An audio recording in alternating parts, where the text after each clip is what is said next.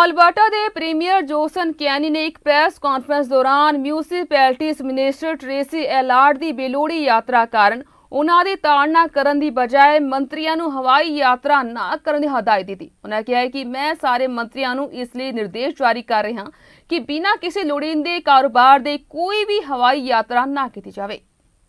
Let me begin by offering my profound condolences to the family, friends, and colleagues of Calgary Police Sergeant Andrew Harnett, who was killed last night by a driver fleeing a traffic stop.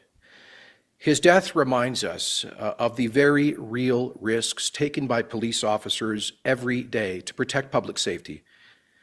This was a terrible crime, and I hope that the perpetrator is brought quickly to justice and that he or they face the most severe consequences possible under the law.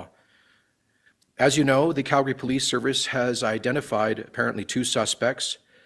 I ask that anybody aware of their whereabouts please contact the police immediately. Let us all keep Sergeant Harnett's family and his police colleagues in our thoughts and prayers during this tragic time.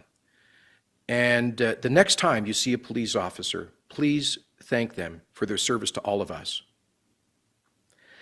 I'd like to address issues that have emerged regarding international travel and then provide an update on Alberta's COVID-19 vaccination program.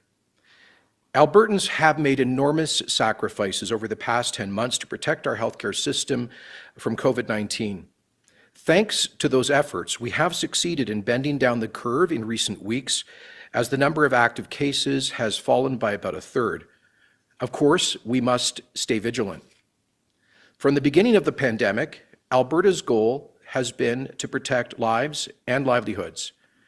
Our approach has been to focus on public education, encouraging personal and collective responsibility, and using targeted restrictions as a last and limited resort to control spread and to prevent our hospitals from being overwhelmed.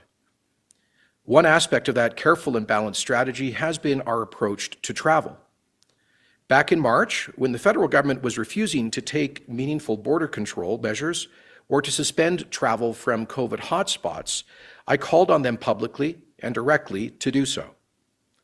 Alberta was the first province to put in place its own system for screening arriving international travelers, both at our airports and at the Coutts Land Port of Entry.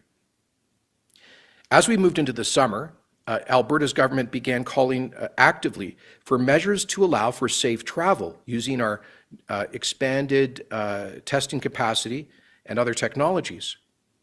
I called publicly and at several First Ministers' meetings for Canada to follow the lead of many other jurisdictions that had adopted safe travel policies, like, for example, requiring international travelers to produce evidence of a negative test.